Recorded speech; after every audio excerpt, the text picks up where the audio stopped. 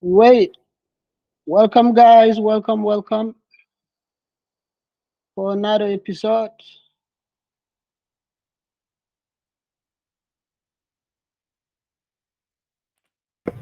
Écoute, je pense que qu'on peut commencer. Il est déjà 50.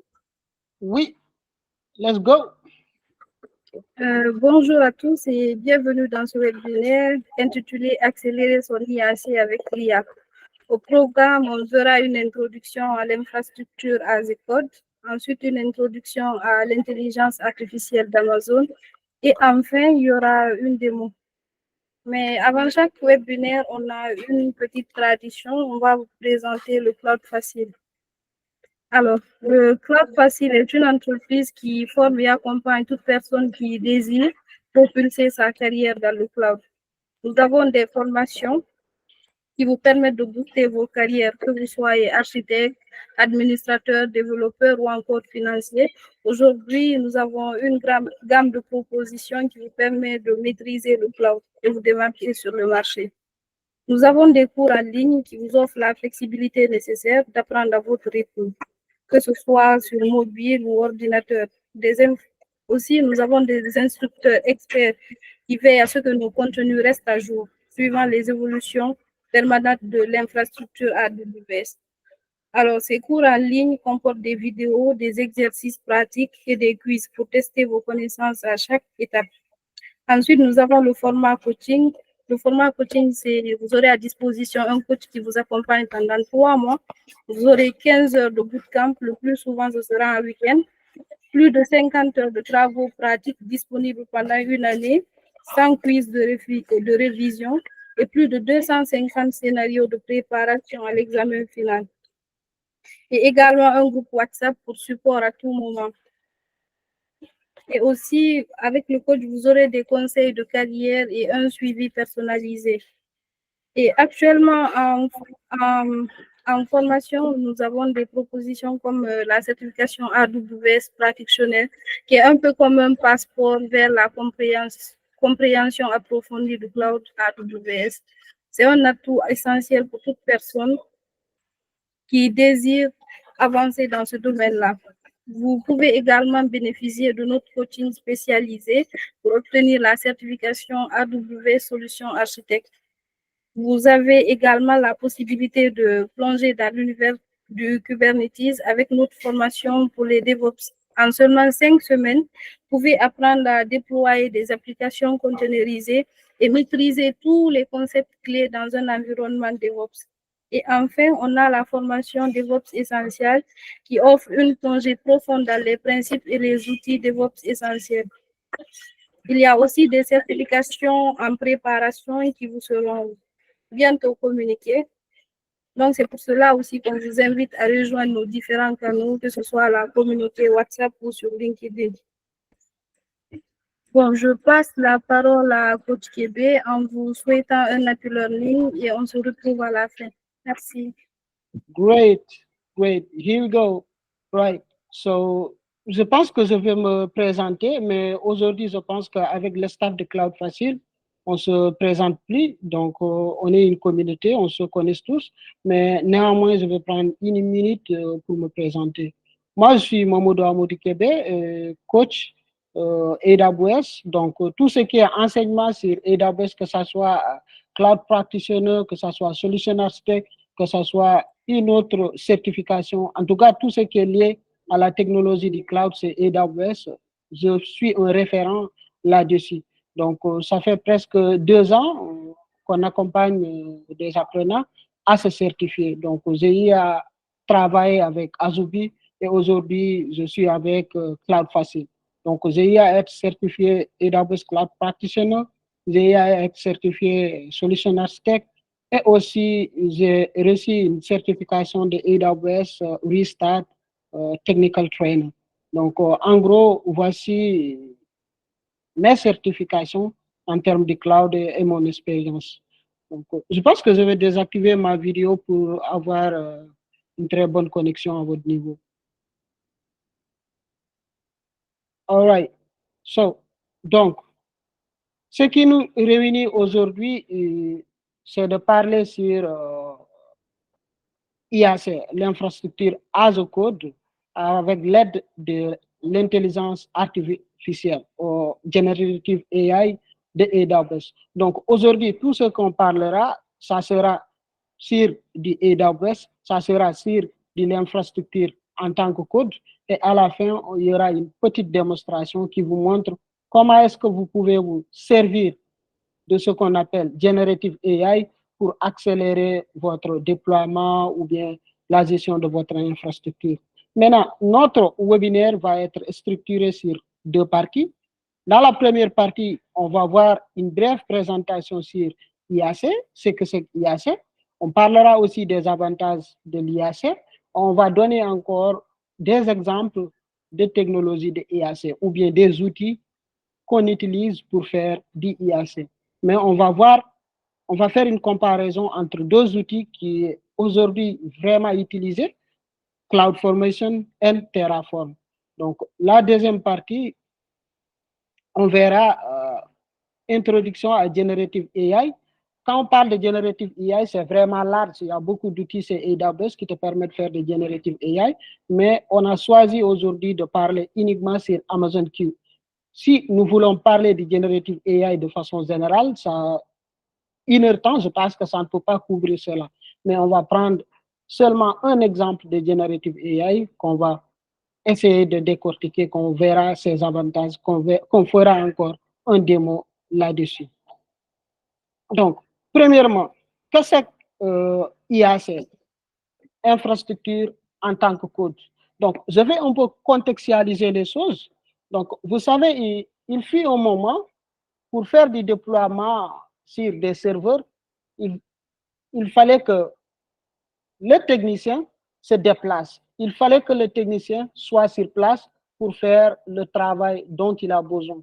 Mais aujourd'hui, avec l'avancée de la technologie, ce n'est plus le cas. Par exemple, moi, je peux être au Sénégal, je fais des configurations sur des serveurs qui se trouvent en France. Je peux être au Sénégal, je fais des configurations sur des serveurs qui se trouvent à Bamako.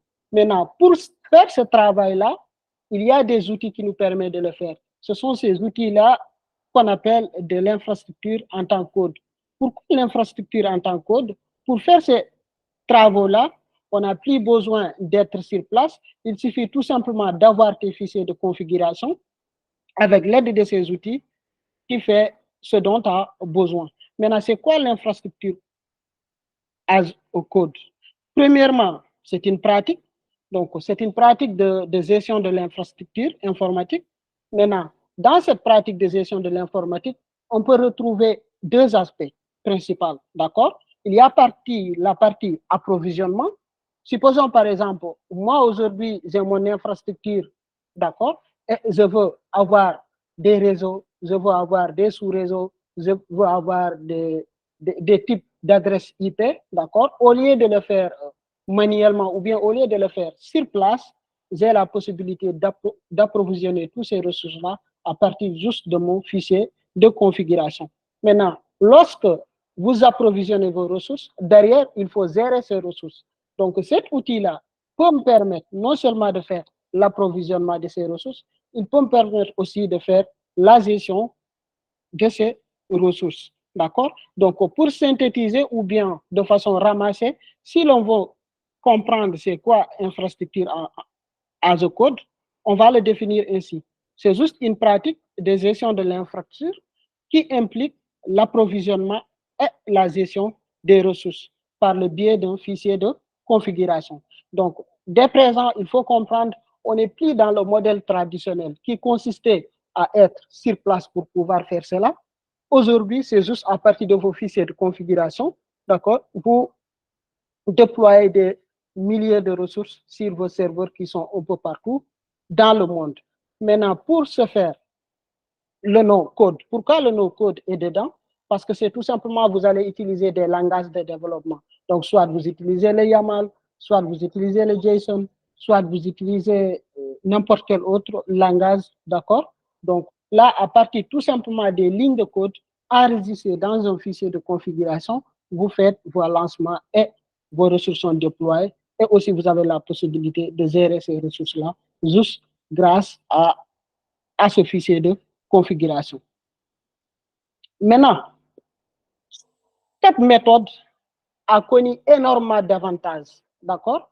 On ne peut pas citer tous les avantages, mais là, aujourd'hui, on va parler uniquement de quelques avantages liés à l'utilisation de l'IAC. Donc, premier avantage, c'est quoi? Auparavant, il fallait qu'il y ait une intervention manuelle. Donc là, avec l'arrivée de l'infrastructure en tant que code, l'intervention manuelle vient d'être réduite. Donc, il y a peu d'intervention manuelle. Donc, tout est automatisé. Supposons, par exemple, on me dit que moi, je suis à Rifisque, j'ai mes serveurs qui sont à Diamniadio. Donc, il fallait que je prends ma voiture, je me déplace jusqu'à Diamniadio pour le faire. Aujourd'hui, ce n'est plus le cas. Je peux être chez moi à partir de mon ordi. Il suffit juste d'avoir l'adresse IP de mes serveurs. Je fais mes configurations. Donc là, je n'ai plus besoin d'être sur place et effectuer ces configurations manuellement ou les déploiements manuellement. Donc, autre avantage, c'est qu'avec l'IAC aujourd'hui, on peut assurer la cohérence des déploiements. Autrefois, il y avait vraiment des difficultés par rapport au déploiement. Souvent, tu fais des déploiements et tu vois, il y a des problèmes de dépendance. En tout cas, il y a des problèmes de cohérence. Il y avait trop d'incohérences. Maintenant, avec l'arrivée de l'IAC, on a pu quand même résoudre ce problème de cohérence. Troisième avantage, souvent, quand tu es appelé à gérer des milliers de serveurs, d'accord, tu es susceptible de faire des erreurs. Maintenant, quand tu as ta fichier de configuration, tu dis adieu aux erreurs. Ou bien quand même, tu minimises les erreurs. Parce que pourquoi? Lorsque tu fais des erreurs dans le fichier de configuration, dès que tu lances le fichier, ça ne va pas fonctionner. Cela veut dire, une fois que les configurations sont bonnes dans le fichier, quand tu déploies sur les serveurs, ça sera directement OK. D'accord? Parce que dans le fichier, tu as pris le soin d'éviter certaines erreurs. Maintenant, le fait de minimiser les erreurs nous a donné de l'avantage énorme. En dehors de cela aussi, en informatique, ce qui est très difficile à gérer, c'est la gestion des versions. Donc, avec l'IAC, vous avez la possibilité de gérer les versions de vos codes, les versions de vos applications. Donc, on peut avoir plusieurs outils qui permettent de gérer des versions, par exemple comme le GitHub, GitAction et autres. Donc, là, auparavant, vous pouvez avoir des milliers de développeurs et chacun travaille sur un code. Et souvent, le travail de l'autre peut impacter, le travail de l'un peut impacter l'autre. Donc, il y a un problème au niveau de version. Là, avec l'infrastructure as a code, il y a toujours la possibilité de revenir à une version précédente. En termes de gestion, d'accord, on vise toujours l'efficacité. Donc, avec l'IAC, on a un bon suivi des changements. On a aussi l'efficacité au niveau de la gestion, d'accord? Donc, l'IAC aujourd'hui permet de suivre efficacement les changements au niveau de vos configurations. Donc, supposons par exemple, tu as des milliers de serveurs et tu fais des changements de façon fréquente, il est vraiment souvent dur de pouvoir se remémorer des changements que tu avais effectués. Donc, alors, l'IAC aujourd'hui nous propose une alternative pour suivre efficacement les changements au niveau de vos configurations. Donc, ce que nous avons constaté dans le passé, lorsqu'il s'agit de développement, lorsqu'il s'agit du cycle de développement, il y avait des lenteurs, d'accord?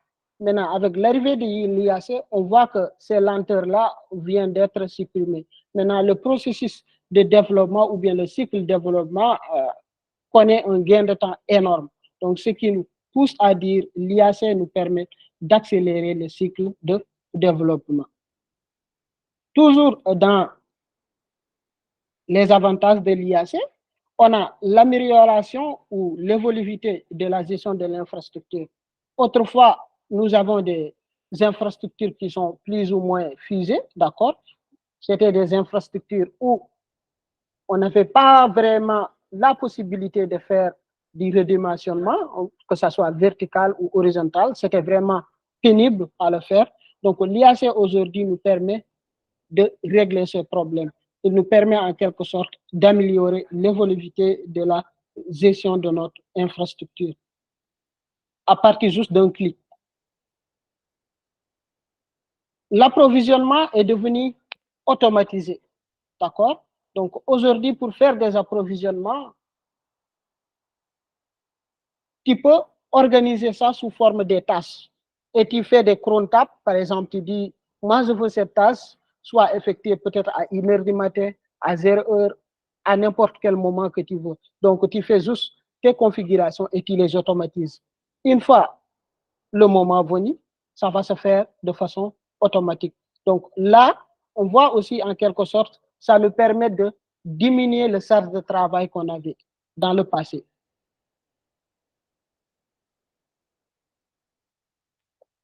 L'IAC aussi touche la partie fiabilité des opérations. Donc, ce qui est dire dans les opérations informatiques, c'est assurer la fiabilité et l'efficacité. Donc, avec l'arrivée de l'IAC, on voit que l'efficacité augmente de plus en plus, d'accord? Et de même que la fiabilité. Donc, si aujourd'hui vous avez un système qui est fiable, vous avez un système qui est efficace, ça vous permet uniquement de vous occuper de votre cœur de métier. Donc là, IAC fait des merveilles en termes de opérations informatiques.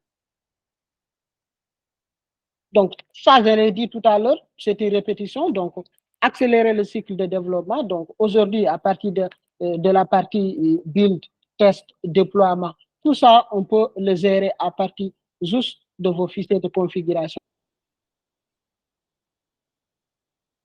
Ceci nous pousse à parler un peu des outils d'IAC qu'on a. Donc, on a plusieurs outils qui nous permettent de faire de l'IAC, d'accord? Peut-être j'ai noté juste 3 outils, mais on peut avoir énormément d'outils. Mais aujourd'hui, les outils les plus utilisés, c'est le Terraform, Ansible et CloudFormation de AWS. Donc, aujourd'hui, si vous cherchez à propulser votre carrière dans le DevOps ou bien dans l'informatique de manière générale, il faut que vous vous équipez des outils d'IAC. Donc, et les outils les plus utilisés aujourd'hui, c'est du Terraform, c'est de Ansible, AWS. Terraform, c'est un outil de HashiCorp. Ansible, c'est un outil de Red Hat. AWS CloudFormation, c'est un outil native de AWS. Donc, là, on va essayer de passer sur la comparaison entre CloudFormation et Terraform. Pourquoi cette comparaison? Dans ma carrière en tant que coach, j'ai eu beaucoup de questions par rapport à Terraform et AWS CloudFormation. Beaucoup de gens viennent vers moi pour me dire, bon, j'ai quelque chose à faire. Est-ce que je devrais partir sur du CloudFormation? Est-ce que je devrais partir sur du Terraform? Et je réponds tout simplement, ça dépend de ce que vous voulez faire. Ça dépend aussi de l'infrastructure que vous avez. Donc, premièrement, ce qu'il faut comprendre, Terraform, c'est un multi-cloud. Pourquoi multi-cloud? Aujourd'hui, Terraform supporte AWS, il supporte Azure, il supporte Google Cloud et plein d'autres fournisseurs, par exemple comme Kubernetes, par exemple Docker, etc. Alors que CloudFormation, c'est un outil qui est exclusif au service de AWS. Par exemple, si vous avez un script CloudFormation, vous ne pouvez pas l'utiliser sur du Terraform. Ça, c'est en termes de différence, d'accord, au niveau de versatilité, d'accord. Terraform est beaucoup plus versatile. Donc, versatile dans la mesure où il supporte plusieurs fournisseurs, alors que CloudFormation, il supporte uniquement du AWS. L'autre aspect, c'est au niveau de la langage, d'accord, langage de programmation. Terraform utilise ce qu'on appelle SQL, le langage de configuration HashiCorp. Donc, on utilise un langage de configuration HashiCorp. Alors que CloudFormation, vous pouvez soit utiliser du JSON ou du YAML, d'accord? Et aujourd'hui, CloudFormation il peut être complexe lorsqu'il s'agit des grandes configurations, alors que Terraform est beaucoup plus simple, d'accord?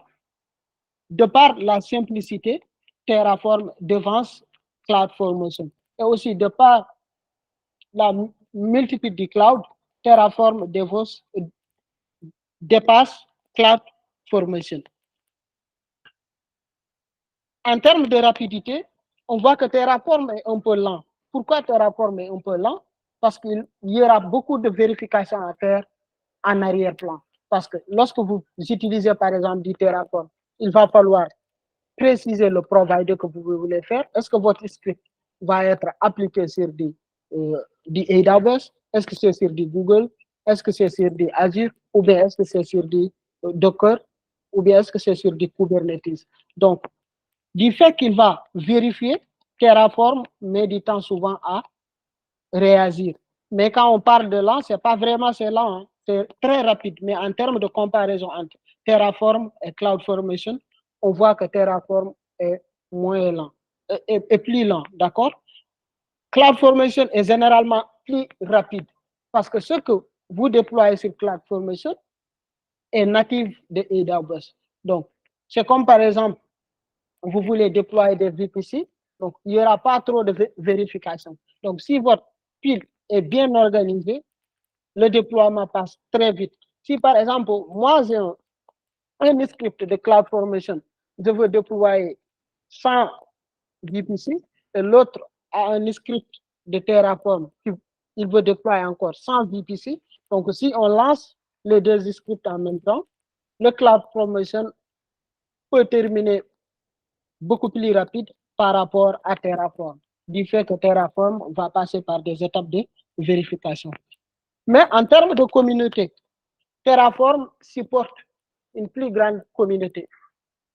Et je pense que c'est explicable du fait que juste Terraform est multi-cloud. Donc, vu que Terraform supporte des AWS, Azure, Cloud, Kubernetes, etc., naturellement, il y aura plus de communauté. Alors que la communauté du CloudFormation est plus petite. Donc, CloudFormation, c'est la communauté de AWS. D'accord? Donc, pour quelqu'un qui veut déployer des services, si vous hésitez entre le choix Terraform ou AWS CloudFormation, il va falloir prendre ces paramètres-là. Est-ce que votre template va communiquer uniquement avec des services AWS? Est-ce que dans votre déploiement, il y aura d'autres services qui sortent du AWS? Et là, vous allez pouvoir choisir. Si ce que vous faites est concentré uniquement vers les services de AWS, donc là, je pense utiliser CloudFormation est beaucoup plus judicieux. Maintenant, si dans vos déploiements, ou bien vous avez un système qui est un peu hybride, un système qui est composé peut-être de Kubernetes et de AWS, du Google et autres, là, je pense qu'aller avec du Terraform sera mieux. Donc, tout dépend des situations qui se présentent devant vous. Donc, face aux situations que vous avez, analysez le besoin. Lorsque vous analysez le besoin, et là, vous allez prendre la décision sur quelle technologie utiliser. Mais toutes les technologies se valent, d'accord? Ce que vous faites avec Terraform, vous pouvez le faire avec du CloudFormation. Après avoir défini IAC et vu quelques outils d'IAC, on va parler un peu de générative AI. Amazon Q, en l'occurrence. C'est quoi Amazon Q? Amazon Q, c'est un service de AWS qui est un outil de générative AI. Donc, c'est un outil qui est basé sur l'intelligence artificielle. D'accord? Et aujourd'hui, c'est un outil qui vous permet de répondre aux questions urgentes. Par exemple, aujourd'hui, vous avez un bug au niveau de votre code et vous voulez avoir une réponse automatique. D'accord? Amazon Q sera répondre à votre besoin. Et Amazon Q, encore, dans le cadre de quelqu'un qui se trouve dans une entreprise, vous pouvez synchroniser les données de votre entreprise avec Amazon Q.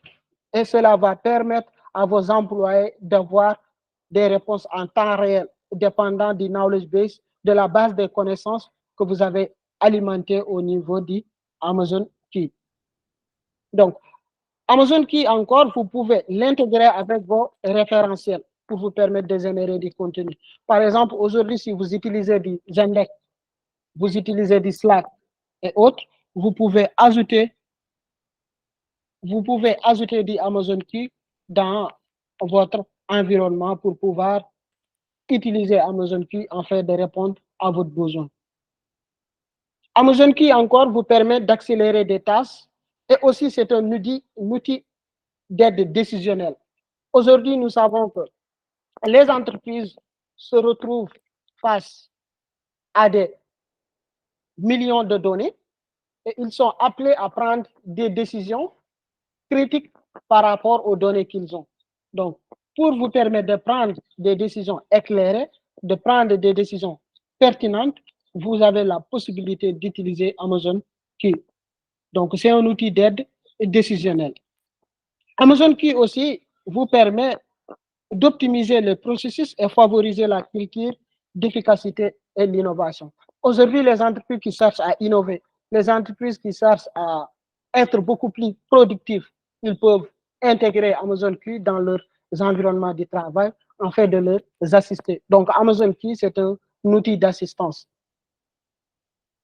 Maintenant, vous savez que les services que vous voyez la plupart du temps sont des services facturés. Même s'il y a des versions qui ne sont pas payantes, mais ça sera des versions limitées. Donc, Amazon Key, il y a une version qui est limitée, d'accord, mais nous avons deux versions d'Amazon Key qui sont facturées et qui sont utilisées dans le monde du travail. La première, c'est Amazon Key Business. Donc, lorsque vous utilisez Amazon Key Business, vous allez payer $20 par mois et par utilisateur. Si par exemple, dans mon entreprise, j'ai par exemple 10 utilisateurs, d'accord, je peux leur inscrire à Amazon Key et chaque utilisateur va payer $20. Et si vous analysez, vous allez comprendre que ça vaut le coup par rapport à la rapidité que vous gagnez, par rapport à l'efficacité, par rapport aux prises de décision, d'accord, vous allez comprendre, ça vaut vraiment le coup. Maintenant, il y a une autre version d'Amazon Key qu'on appelle Amazon Key Developer. Donc, Amazon Key Developer coûte $25 par mois par utilisateur. Et là, comme son nom l'indique, Amazon Key est plutôt orienté côté développeur. Tandis qu'Amazon Key Business est plutôt orienté côté hiérarchie supérieure, hein, ceux qui prennent les décisions. Eux, ils peuvent vraiment utiliser Amazon Key Business. Mais pour quelqu'un qui code, quelqu'un qui travaille avec les services de AWS du jour au jour, je pense que c'est Amazon Key Developer qu'il faut. Maintenant, on va voir dans chaque type d'Amazon Key quel est le package qu'il contient. Parce que dans les abonnements, vous avez ce qu'on appelle des packages. Vous avez des options dans chaque abonnement. Par exemple, si nous prenons Amazon Key Business, premièrement, Amazon Key Business est doté d'une expertise organisationnelle. Donc, dépendant de vos environnements que vous avez intégrés à Amazon Key Business, il vous permet de gérer l'organisation de votre entreprise. Donc, vous pouvez avoir jusqu'à 40 systèmes d'entreprise que vous pouvez intégrer dans Amazon Key. Par exemple, vous pouvez intégrer Teams, Slack, Gmail, Dropbox, etc. Donc, je ne peux pas citer tous les 40, mais quelques systèmes seulement que je viens de citer que vous pouvez intégrer avec Amazon Key Business. Donc, la gestion des autorisations. Supposons dans votre entreprise, vous avez des utilisateurs, vous pouvez gérer les autorisations de vos utilisateurs depuis Amazon Key Business. Donc, Amazon Key Business peut fournir des réponses pertinentes à vos utilisateurs dépendant des autorisations que vous avez mis lors de vos configurations.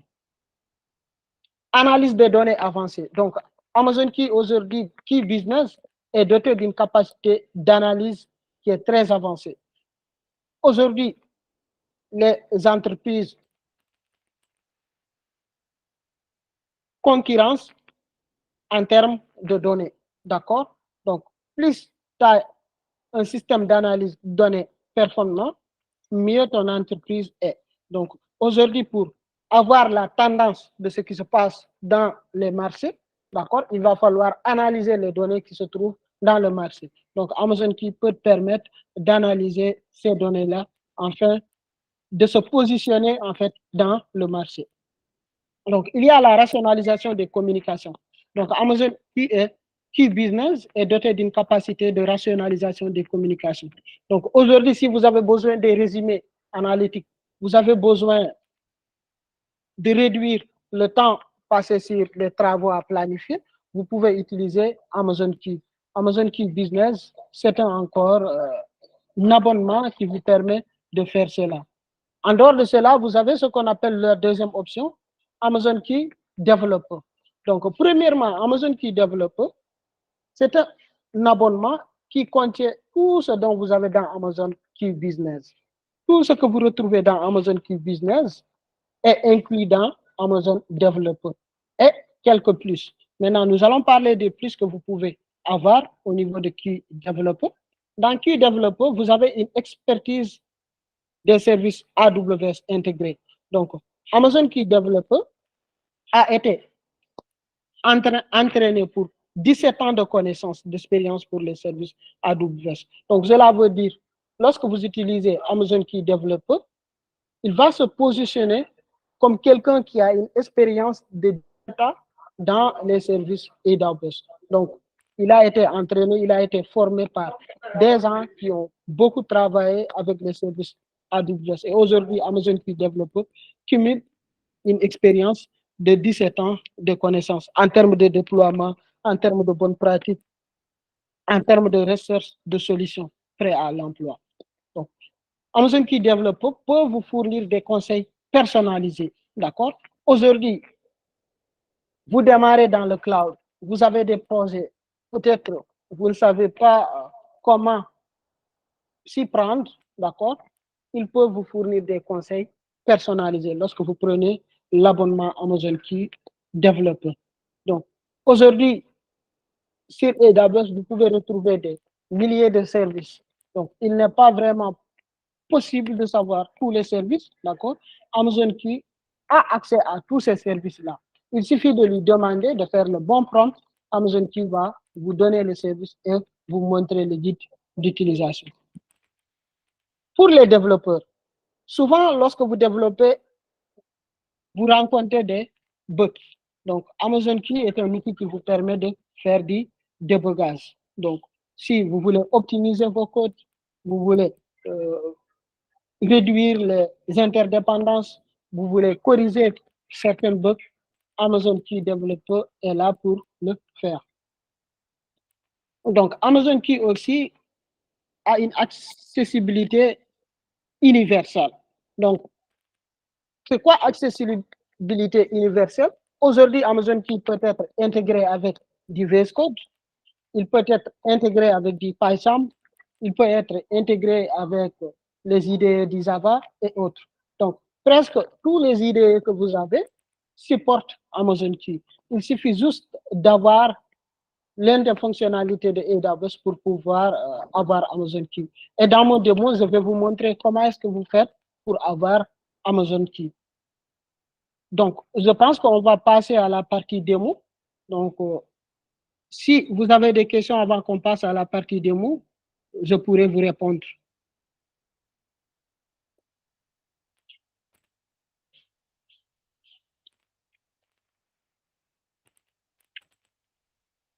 Est-ce qu'il y a des questions avant de passer à la partie démo?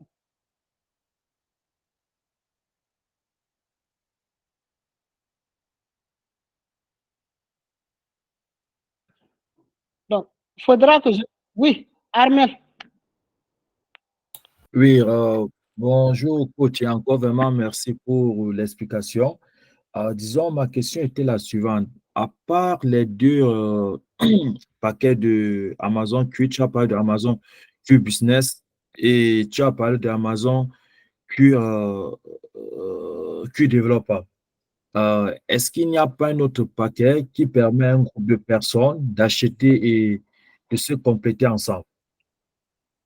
Oui, toujours dans Amazon Q, ou bien vous voulez savoir est-ce qu'il y a un autre outil de AWS qui va dans le sens de Amazon Q, si je comprends bien. Oui, disons, il n'y a pas un outil qui part dans ce sens.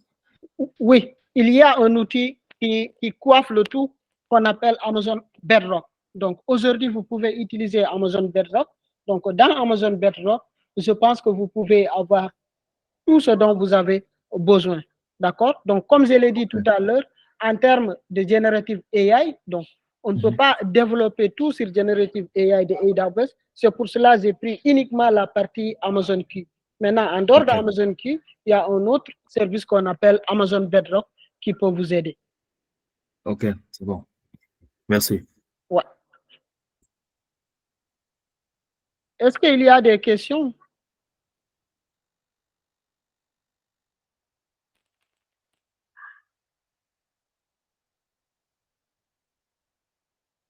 All right. OK, après le démo. OK, d'accord. Donc, je vais faire la démonstration. Donc, premièrement, je dois me connecter dans mon compte. Il va falloir que j'ai fait une configuration avant de commencer le démo. OK, console de gestion.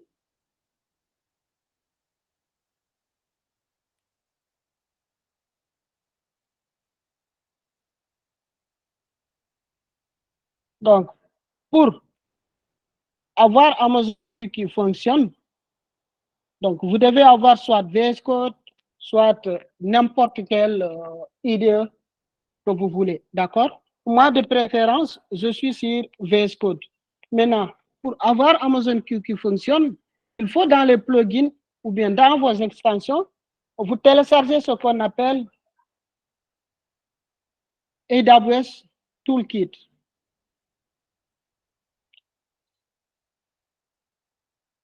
Donc, il va falloir vous télécharger ce qu'on appelle AWS. Je pense qu'il y a une question. Oui, Armel. Oui, coach, votre écran, je ne peux plus bien voir. Est-ce que vous voyez mon écran? Je ne vois plus très bien. OK, attends. Attends, j'arrête le partage, je repartage. Vous me dites si vous voyez bien maintenant. Là, je vais partager tout l'écran parce que j'aurai besoin de... Voilà.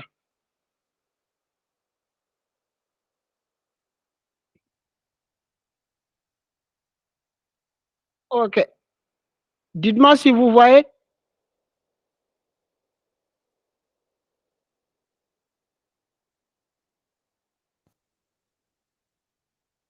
Est-ce que vous voyez? Coach, on voit votre écran, mais le partage est sur... Comment? Je dis on voit. OK. Voilà. Donc, je disais que pour avoir Amazon qui fonctionne, il va falloir vous ayez ce qu'on appelle AWS Toolkit. D'accord? AWS Toolkit, c'est un service ou bien c'est un plugin qui vous permet d'interagir avec vos ressources AWS depuis votre SDK tool. D'accord? Moi, dans mon cas, c'est VS Code. D'accord? Donc, une fois que vous avez AWS Toolkit, si vous voulez, vous ajoutez Amazon Q. Mais normalement, avec AWS Toolkit uniquement, Amazon Q est déjà intégré. Mais cependant, vous pouvez télécharger AWS Toolkit, puis vous ajoutez Amazon Q. OK, je vérifie. Oui, Armel. C'est moi, coach. En fait, là, on est resté sur l'onglet du Meet. Je ne sais pas si vous partagez autre chose. L'onglet du Meet.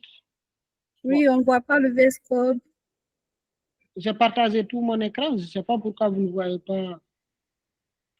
Là, Okay. on est sur la page du Meet. OK, attends. Ok, je vais partager tout l'écran, vous allez me dire si vous voyez.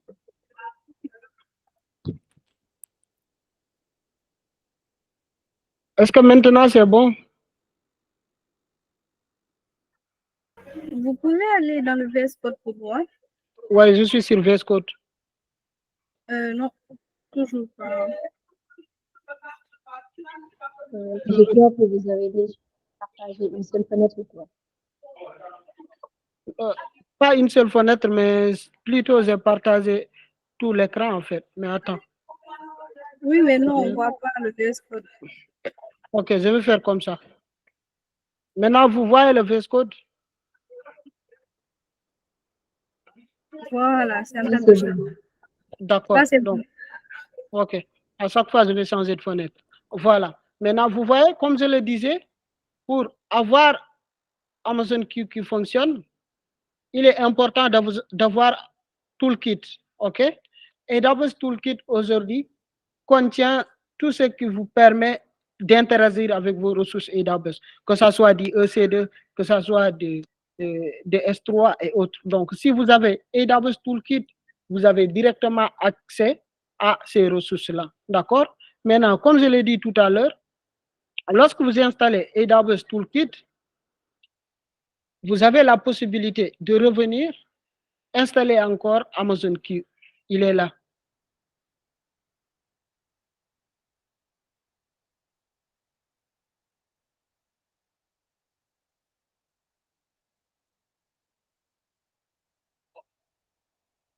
OK. Voilà. Il est là. D'accord? Vous installez Amazon Q. Donc, une fois que Amazon Q est installé, là, vous aurez la possibilité d'interagir avec vos ressources. Maintenant, pour interagir avec vos ressources, il faut que la Amazon Q soit activée. D'accord?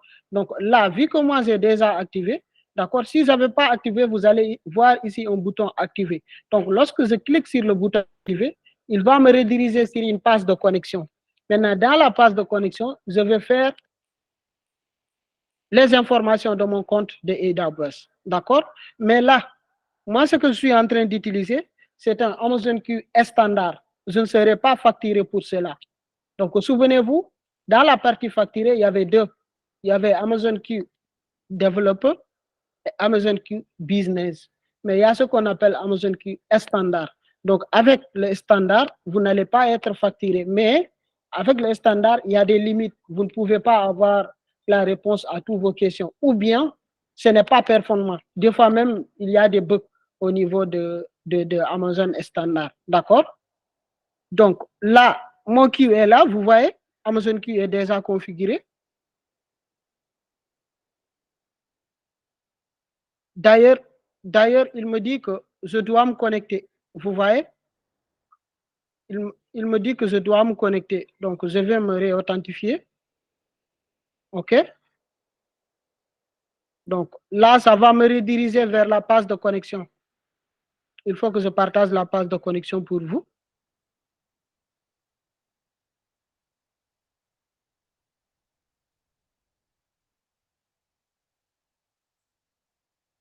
Donc, dans la page de connexion, je suis en train de mettre mon mail plus mon mot de passe.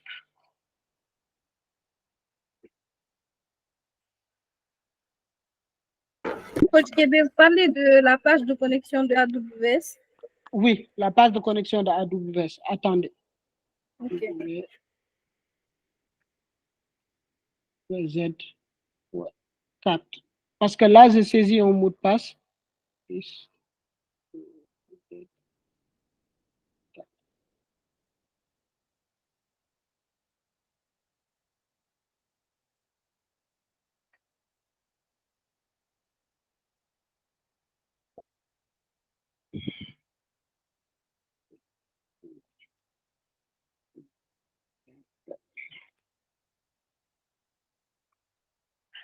Bon, attendez. Comme je le disais tout à l'heure, vu que c'est un standard, il connaît des bugs souvent. Et ce qui vient de se passer en ce moment.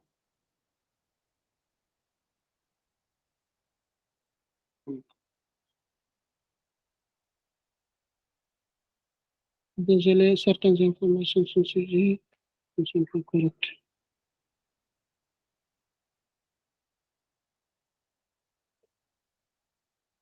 OK, 8 T, R, X, OK, R, X,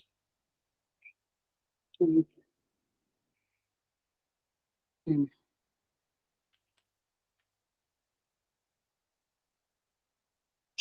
OK.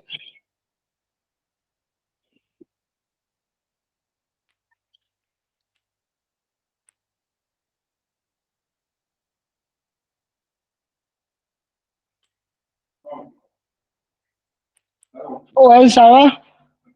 Ouais, ça va. Ouais. ñëw na fi léegi dem. Ouais. OK, je dois me connecter d'abord. Il me semble qu'il y a une erreur. Ouais. Souvent, quand ils utilisent une version gratuite, c'est ça les inconvénients.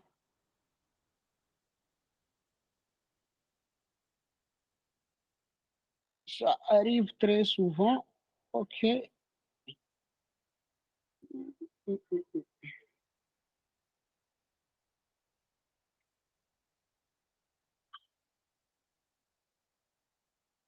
OK.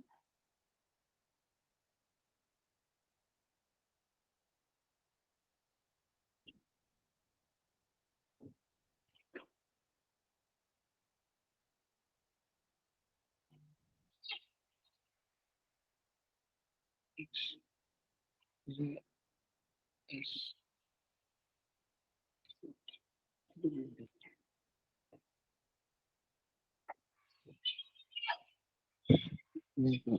C'est pas ça.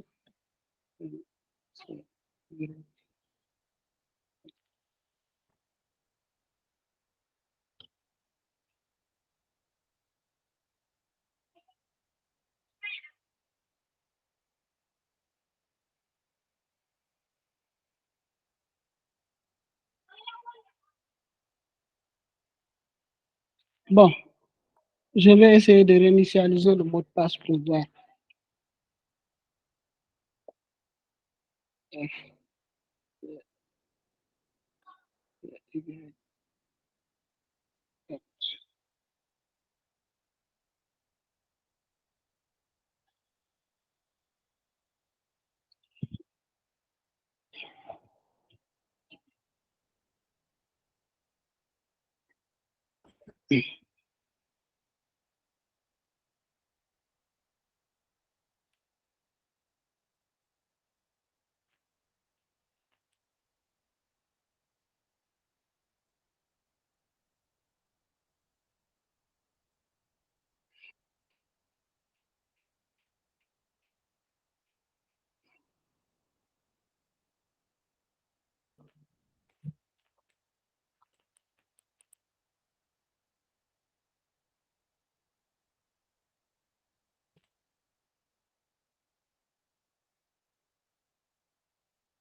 OK. Ça.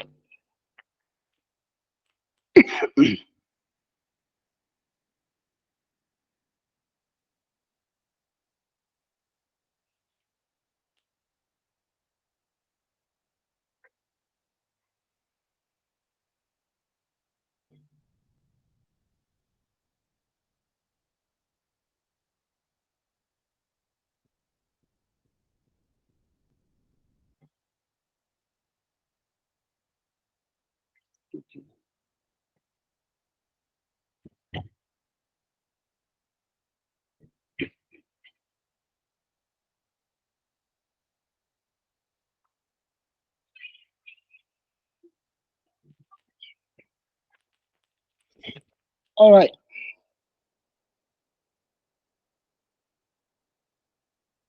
Donc, je pense que le mot de passe est bon. Je vais retenter Amazon Key, l'authentification. Ouais, il me dit l'authentification en cours. Attendez. OK.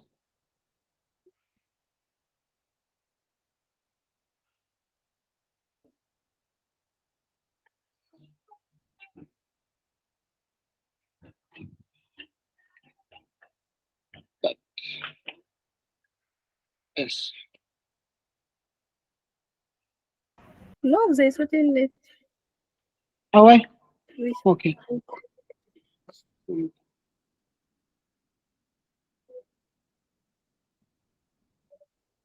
C'est ça, quand tu aimes la facilité, tu n'aimes pas payer, tu vas tout le temps avoir des problèmes. Toujours. Ah non.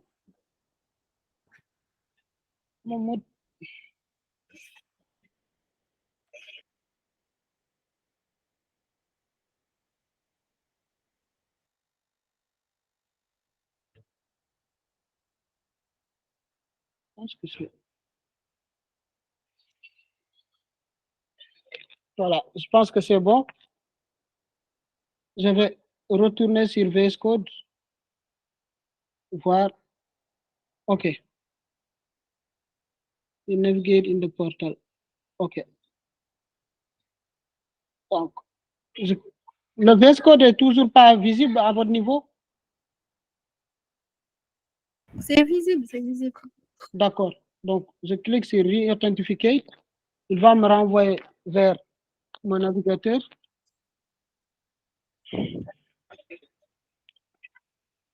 Voilà. Donc, je pense que la réauthentification a fonctionné. Successful. OK. Voilà. Vous voyez? Maintenant, il me dit Allow access. Voilà. Request approved.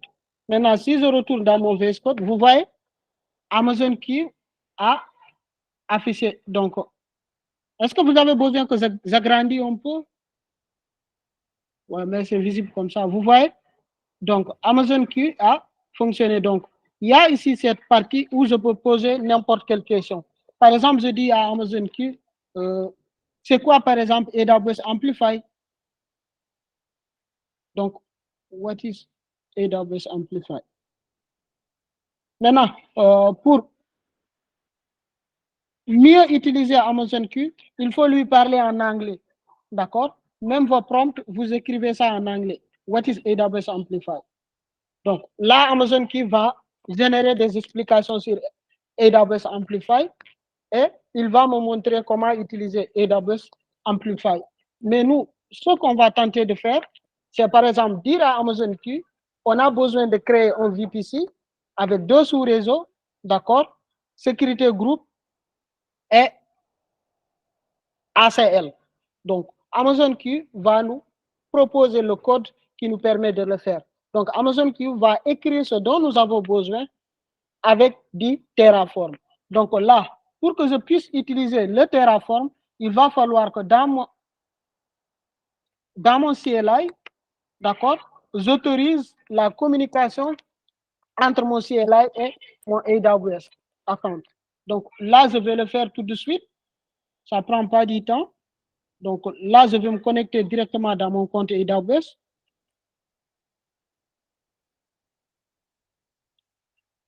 Je vais générer de nouvelles clés d'accès et de nouvelles clés secrètes pour pouvoir faire cela.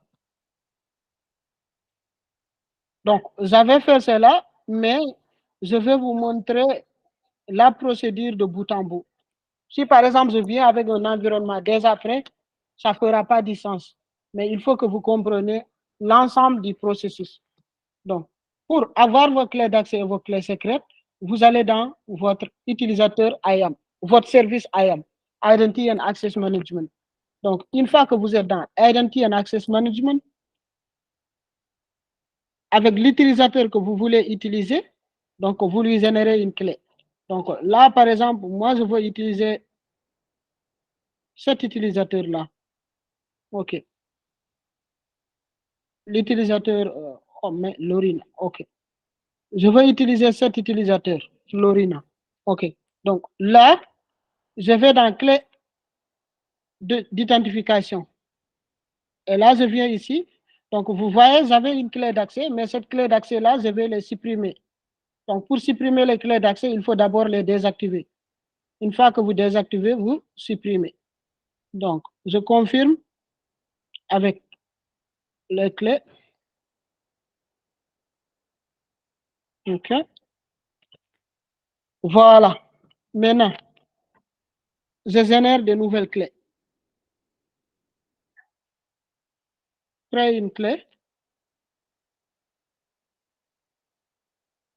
Je comprends. Suivant. OK. Voilà. Maintenant, j'ai mes clés d'accès et mes clés secrètes. Donc, je prends mes clés d'accès. Je retourne dans mon CLI. Est-ce que vous voyez mon terminal? Oui. Oui, oui.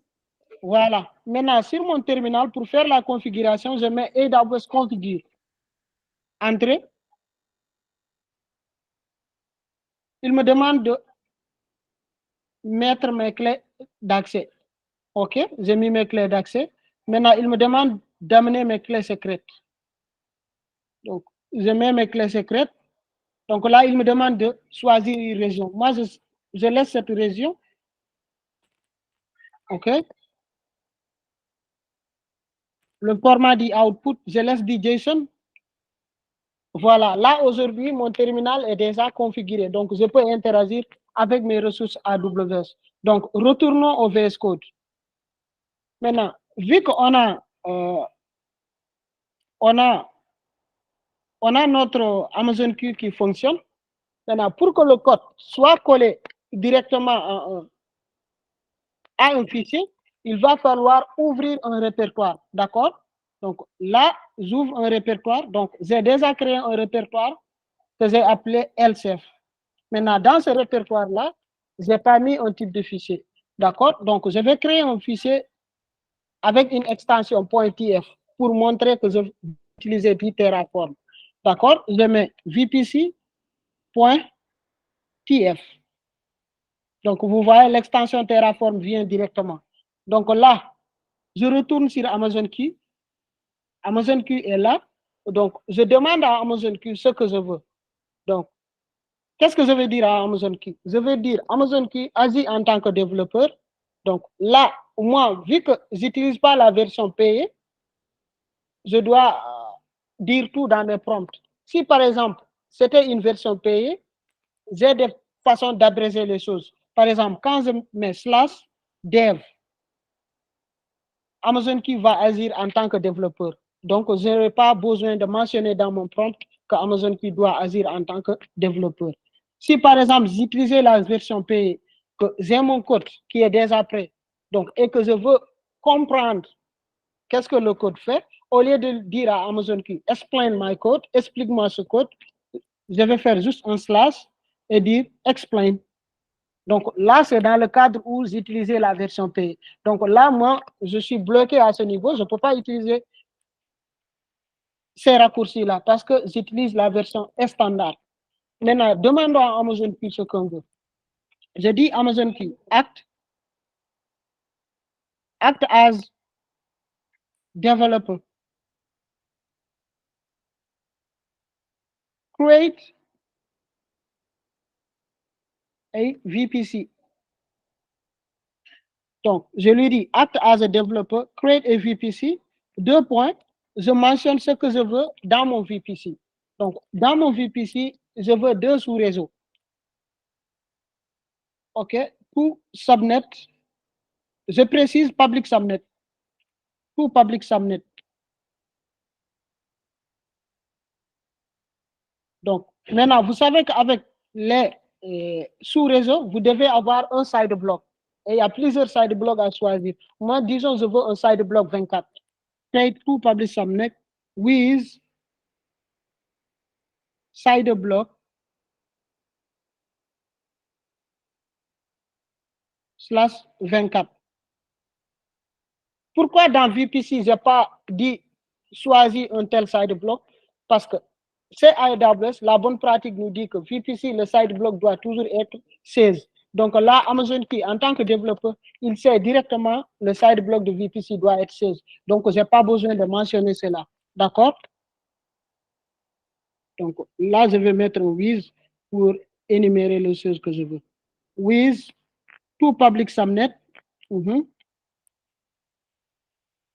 Security group.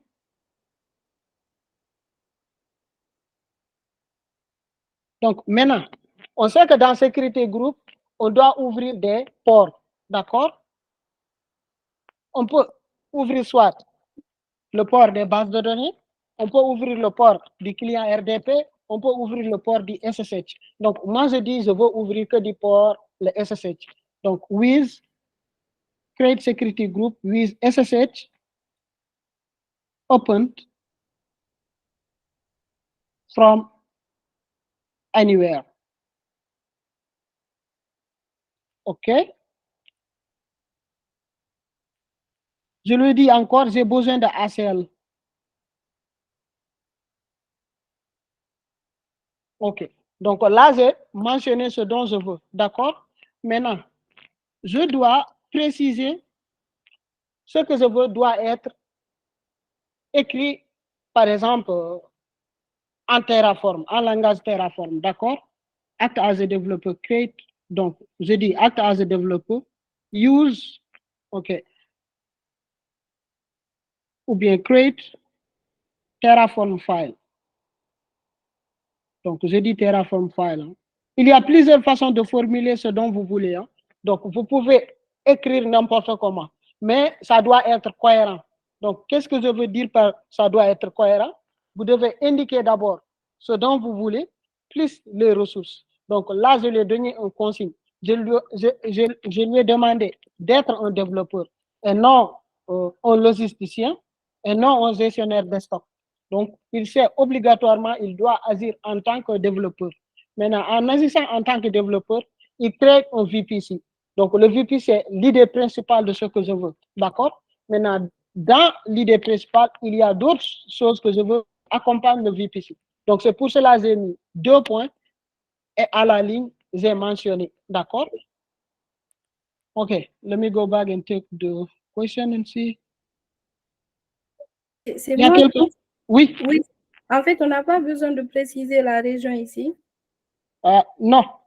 Si on veut, on précise la région. Si on veut, on peut ne pas préciser la région. D'accord? Donc, il va choisir par défaut. Voilà. Moi, je laisse. Il va juste me proposer le truc. D'accord? Et on verra dans le fichier, dans la partie provider, la région qu'il a choisie. D'accord? Donc, j'ai fait exprès pour pouvoir vous montrer. Parce que j'avais mentionné dans ma présentation, lorsque vous utilisez du Terraform, vous devez préciser le provider. OK. Donc, là, je laisse. Il va générer du contenu. Donc, ici, souvent encore, vous pouvez rencontrer des bugs. Mais il y a toujours une possibilité de régler cela. Voilà. Il m'a créé ce dont je veux. D'accord? On est resté sur le navigateur. On ne voit plus le... Vous voyez plus le VS Code? Oui, on ne voit plus. Ah non, attends. C'est vraiment dommage, ça. OK. Donc, le VS Code est là. Donc, je dois reprendre dans ce cas pour que vous voyez. Donc, je vais reprendre le texte. Le texte est là. Act as a developer, create a Terraform file with VPC to public subnet, sideblock 24, security group, open SSH from anywhere. Donc, je copie ce texte. Amazon Q a déjà généré un contenu, mais je vais reprendre pour que vous voyez. Donc, ce que je vais faire, c'est ici que je vais mettre ce dont j'ai besoin. De call, d'accord?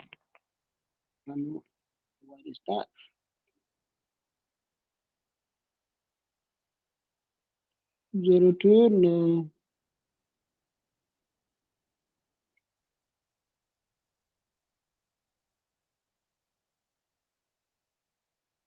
Voilà. Donc, le texte est là. Une fois que le texte est là, je clique directement sur ce bouton. Donc, il va me générer le contenu qui est déjà même similaire au premier contenu. Donc, là, une fois que vous demandez, vous allez voir Generating your answer. Donc, là, vous voyez, Amazon Q est en train de générer tout ce dont je lui ai demandé. OK? On va patienter qu'il finisse de générer. Donc, vous avez vu, non seulement il a généré le contenu, il a expliqué encore le contenu. Donc, vous voyez ici, en bas, cette partie-là, ce sont des explications. Il te dit les composants qui sont dans le VPC et il te montre comment le lancer encore. Maintenant, vous voyez ici, il n'a pas mis ça dans mon code. Maintenant, pour le mettre dans mon code, il va même me proposer une partie où il y a insert. Donc, tu cliques là-dessus, vu qu'il y a un fichier qui est déjà ouvert, il comprendra qu'il doit copier directement dans ce fichier-là. Donc, je clique insert. Vous voyez, il a copié directement ici. D'accord? Maintenant, essayons de voir ce que Amazon Q a généré. Donc, vous voyez ce que Amazon Q a généré. La première partie, il a mentionné provider. D'accord? Donc, vu que nous sommes en train d'utiliser Terraform, et Terraform est multi-cloud, vous devez préciser est-ce que vous allez utiliser le fichier dans cloud de AWS, est-ce que c'est du Google, est-ce que, d'accord? Donc là, il a dit AWS, donc il a précisé. Maintenant, après cela, il a précisé la région sur laquelle il va déployer les ressources. Mais vous voyez, il m'a proposé ici une alternative. Il me dit que si la région ne me plaît pas, je peux remplacer ça par la région de mon choix. D'accord? Par exemple, ici, lui, il va déployer ça sur US West 2. Donc, allons-y dans le console. Moi, par exemple, je dis, je veux déployer ça dans US East 1. D'accord? Donc, revenons, je modifie cela. Donc, il est dans US West 2. Je dis, par exemple, je veux dans US West 1. Donc là, vous voyez, donc j'ai modifié le code avec la région de mon choix. Maintenant, là, ce que vous voyez, ce sont les ressources. Premièrement, il y a le VPC qui est là, avec un side block 16. Vous voyez, ici, il sait que lorsque vous avez des sous-réseaux publics, vous devez avoir un Internet Gateway qui va avec. De ce fait, il a créé un Internet Gateway, d'accord? Après avoir créé l'Internet Gateway, c'est là qu'il a créé les deux sous-réseaux publics que j'avais demandé. Maintenant, en bas, qu'est-ce qu'il va faire? Il sait qu'avec un VPC, il te faut une table de routage. Donc, il a proposé une table de routage ici. On verra. Maintenant, ici, il va prendre la table de routage qui sera associée déjà au VPC. Maintenant, il prend les public subnets, il les associe à la table de routage. Parce que les subnets, lorsqu'ils sont créés, par défaut, ils sont privés. Maintenant, pour les rendre privés, tu dois les associer à Internet Gateway et le Internet Gateway qui est attaché à la table de routage principale.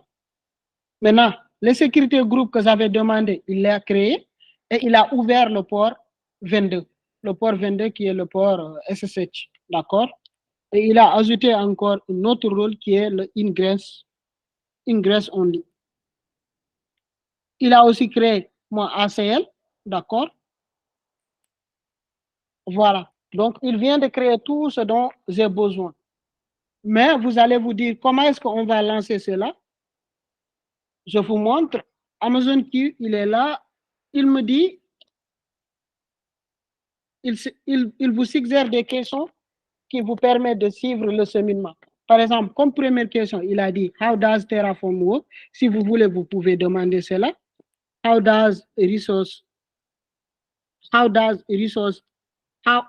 resources does this create? How can I secure it better? Donc, vous avez trois questions que vous pouvez poser par rapport à ce qui vient d'être créé. Premièrement, vous pouvez demander comment est-ce que vous allez déployer ces ressources-là. Deuxièmement, vous pouvez demander quelles sont les ressources qui seront créées. Et troisièmement, vous pouvez demander à Amazon Q d'améliorer ce qu'il vient déjà de créer pour augmenter la sécurité. Maintenant, moi, je pose cette question. How does Terraform work? Donc, je clique. il va me générer du texte.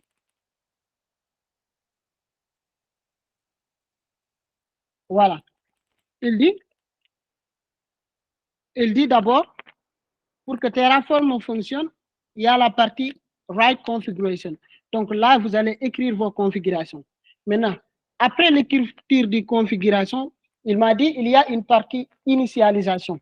D'accord? Après la partie initialisation, il y a la partie plan d'exécution. D'accord? Après la partie plan d'exécution, il y a la partie apply changes. Après, il y a statement, il y a ressources graph et autres. Mais nous, ce qui nous intéresse, c'est tout simplement la partie initialisation et la partie apply. D'accord? C'est parce que c'est avec ces deux commandes-là qu'on va arriver à faire ce dont nous avons besoin. Donc là, dans OK, mon terminal, je vais essayer de retrouver LCF. Voilà, il est là. Je vais lancer mon répertoire qui est LCF. Je vais me retrouver dans mon répertoire qui est le LCF. On ne voit pas au terminal. OK, attendez. Il faut que je change. Je ne sais pas pourquoi ça m'a fait ça, mais quand je partage tout mon écran, il ne partage pas le tout en fait. Est-ce que vous n'êtes pas sur deux écrans? Je suis sur un seul écran. Je suis sur un seul écran. Est-ce que vous voyez maintenant? Vous voyez le terminal? Oui, c'est bon. D'accord. Maintenant, pour pouvoir utiliser le fichier Terraform qui a été, il faut qu'on se retrouve dans le répertoire où se trouve le fichier.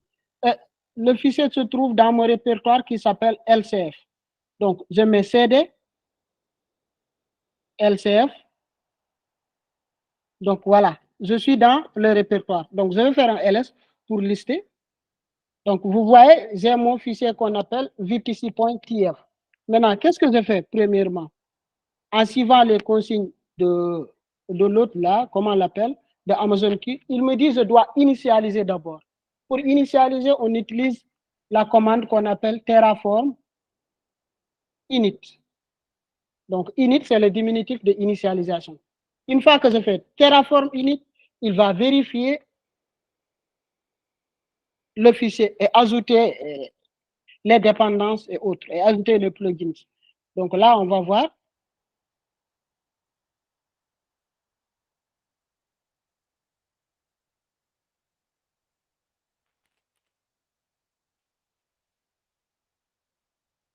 Donc, vous voyez, ça a pris du temps. Pourquoi? Ça a pris du temps parce qu'il doit faire des vérifications.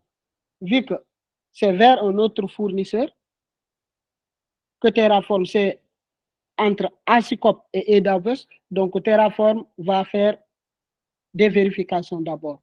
Donc, il va faire initialisation. J'avoue quand même, ça a pris un peu de temps. D'habitude, c'est beaucoup plus rapide que ça.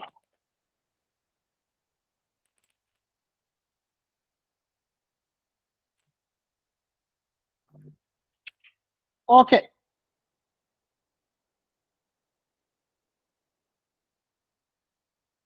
Il est en train d'initialiser. Voilà. Vous voyez, l'initialisation est bon. Pour savoir que l'initialisation est bon, vous allez voir Terraform has been successfully initialized. Donc, lorsque vous avez Terraform has been successfully initialized, cela veut dire que tout est OK. Et là, vous pouvez passer à l'étape de déploiement. Maintenant, ça, je vais partager avec vous. Moi, souvent, vu que j'utilise la version qui est gratuite de Amazon Q, je ne sais pas est-ce que le code est correct ou pas. J'ai l'habitude de recopier le code et je pars sur ChatGPT, je demande à ChatGPT, je dis à ChatGPT ce prompt-là. Here is my code, check if it is correct.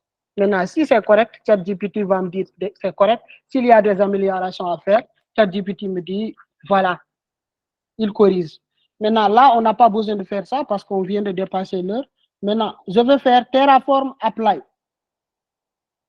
À quoi ça sert Terraform Apply?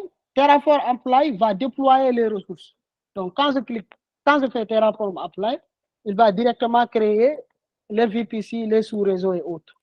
Et si je vais dans mon compte AWS, je vais voir cela.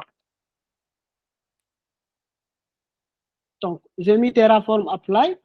Il m'a dit que vous allez créer 9 ressources. Donc, je dis yes. Donc là, vous voyez, il est en train de créer. Voilà. Créer le VPC, et créer le Internet Gateway et autres. Par contre, ici, j'ai une erreur. Creating subnet paramètre invalide. OK.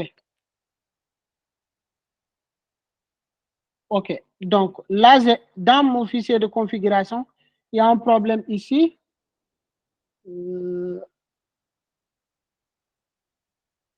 OK. Je peux prendre. Coach, Oui. pourquoi il associe le EC2 au subnet? Comment? Je dis pourquoi il associe le EC2 non, au subnet? oui, parce que pourquoi il parle de EC2? Parce que, comment on l'appelle encore? Le réseau, d'accord, est souvent associé à des EC2. D'accord? Attends. Donc là, qu'est-ce que je vais faire? Maintenant, je peux aller sur Amazon Q, d'accord? Je lui montre le message d'erreur.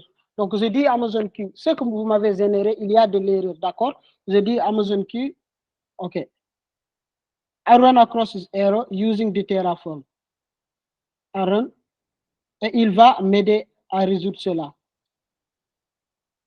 Prions que ça marche parce que souvent, il déconne, puisque c'est la version gratuite. I run across this error. Donc, je mets entre guillemets, je colle l'erreur ici. OK. Je lui dis using your file. OK. Donc, je lui dis could you correct? Est-ce que tu peux corriger cela? Et là, il va me dire qu'est-ce que je dois corriger.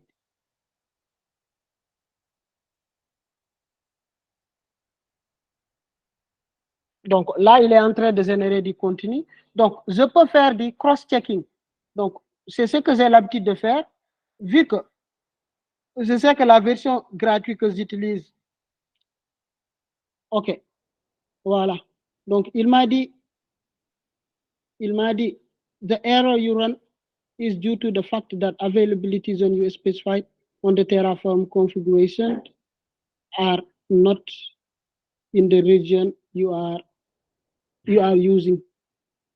OK. Donc, il dit que l'availability zone que j'ai choisi, ce n'est pas dans la région où je suis. OK. OK. Donc, il a corrigé. Je peux essayer de reprendre le code et voir à nouveau est-ce qu'il y aura des erreurs.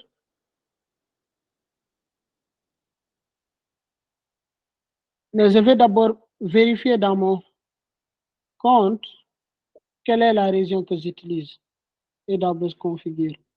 Et je vais mettre cette région-là pour être sûr que tout va marcher. OK. C'est cette région que j'utilise. Yes, is the one. OK.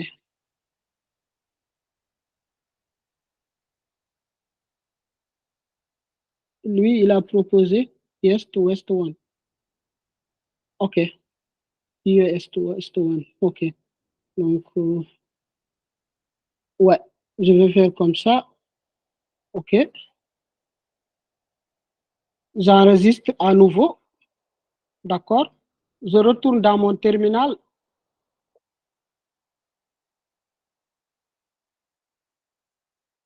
OK.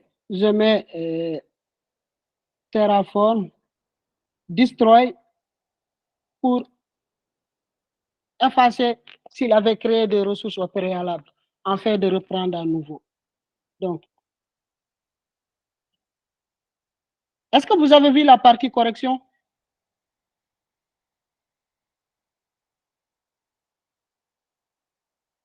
Est-ce que vous voyez mon écran en entier?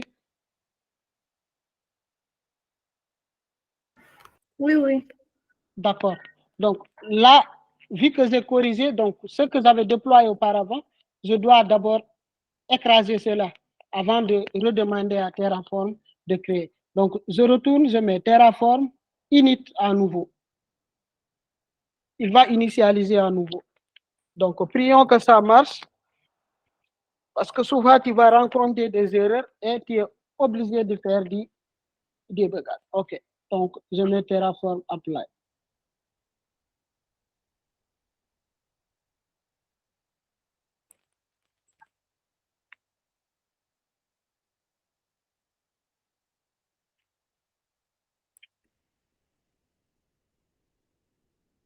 OK.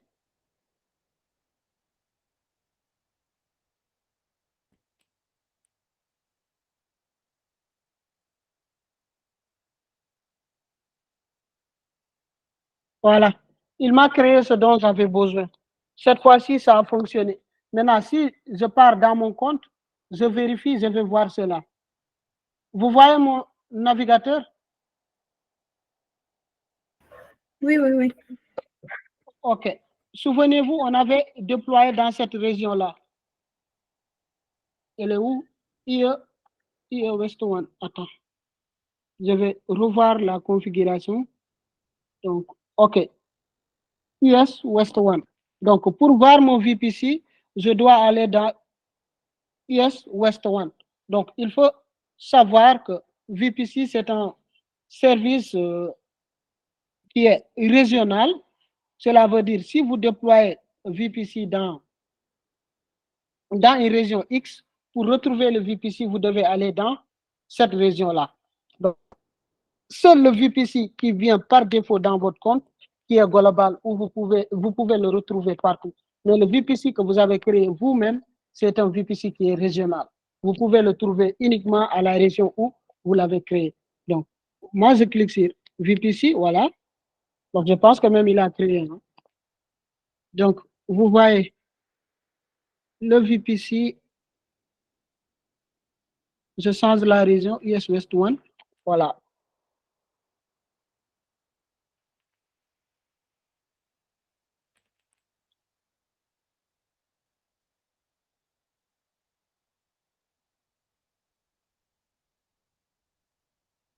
Voilà, il a créé, vous voyez, c'est My VPC. C'est le nom du VPC que j'avais précisé dans la configuration, ou bien c'est le nom du VPC que Amazon Q m'avait proposé. Donc, voilà un peu comment est-ce que vous faites si vous voulez déployer des ressources en utilisant Amazon Q. Maintenant, il n'y a pas que le VPC seulement qu'il a créé, il a créé même les sous-réseaux. Vous voyez. Donc, voilà, Public Subnet 1, Public Subnet 2. Et il a associé les sous-réseaux à des Internet Gateway, et ainsi de suite. Donc, il a déployé tout ce dont je devais faire, d'accord, en quelques clics. Si, par exemple, moi, je devais le faire de bout en bout, ça va me prendre énormément de temps parce que je devais coder tout cela.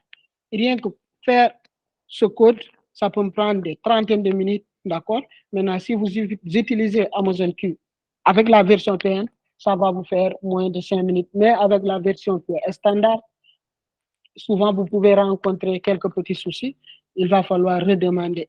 Mais sinon, en temps normal, ça ne fera même pas 5 minutes et vous avez tout ce dont vous avez besoin. Donc, supposons, dans un autre cas de figure, je voulais déployer une base de données, etc., avec des ressources et autres. Je pouvais utiliser encore Amazon qui va me permettre de faire tout cela. Donc, et là, l'avantage avec ça, vous n'êtes pas besoin d'être un supercodeur ou bien de comprendre le langage de A à Z. Il suffit juste de comprendre les bases et vous allez pouvoir utiliser le tout. Donc, je pense que c'est bon. On est désolé pour le dépassement. Et on en profite quand même pour prendre quelques questions si vous en avez avant de s'arrêter là. Ouais.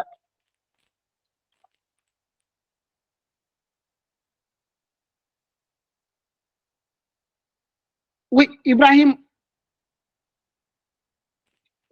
Bonjour, déjà, merci pour la présentation.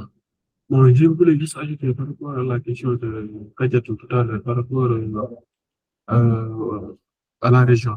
En fait, il faut savoir que lorsque vous configurez comment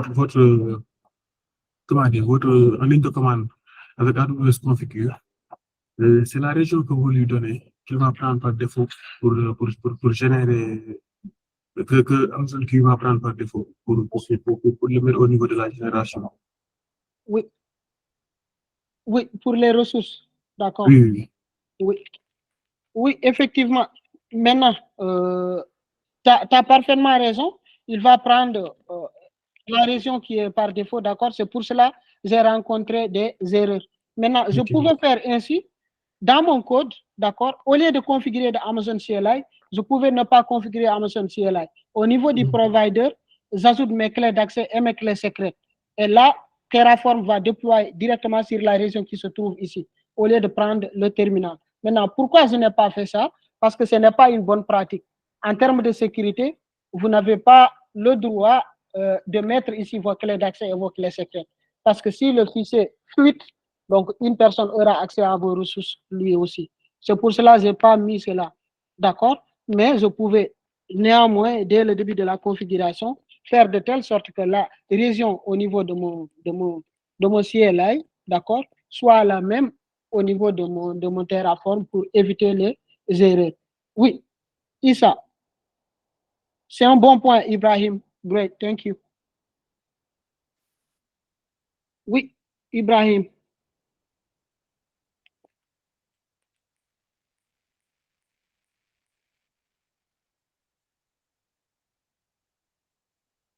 Après, je pense que c'est ici à qui a levé la main.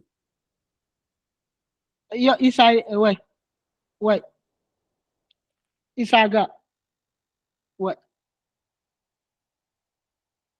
Kaltamba, oui. Oui, Kaltamba. Son micro est désactivé, mais on ne l'entend pas. Oui, On son vous micro est entend pas, vous désactivé. pouvez écrire dans le chat.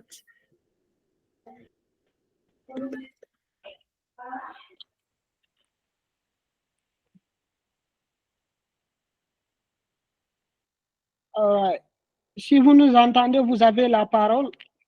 Sinon, entre-temps, est-ce qu'il y a quelqu'un d'autre qui a une question ou bien une contribution?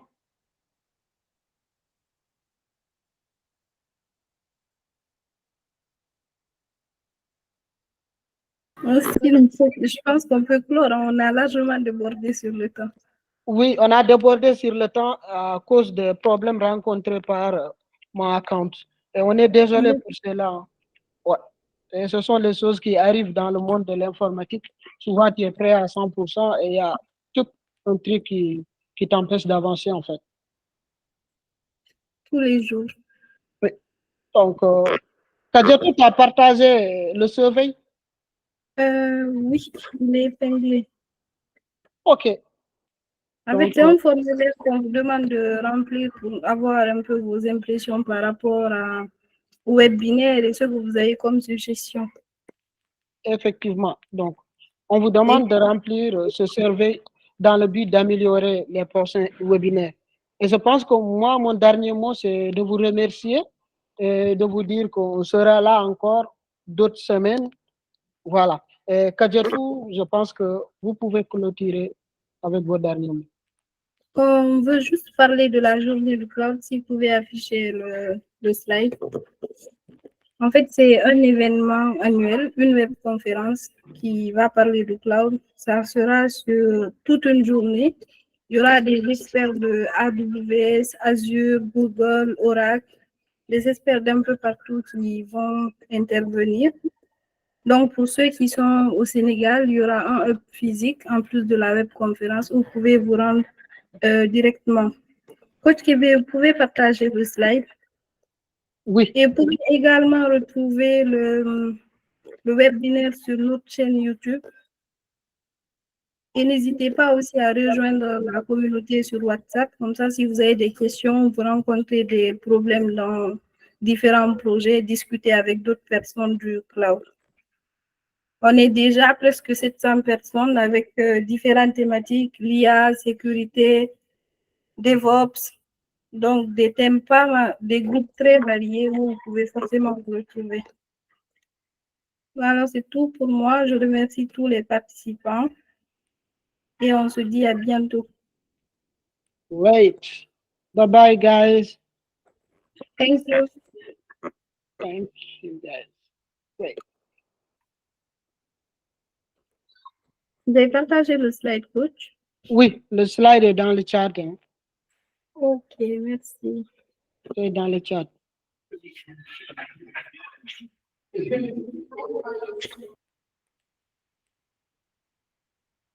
Okay, good. C'est dans le chat. Okay, bye-bye, guys. Thank you.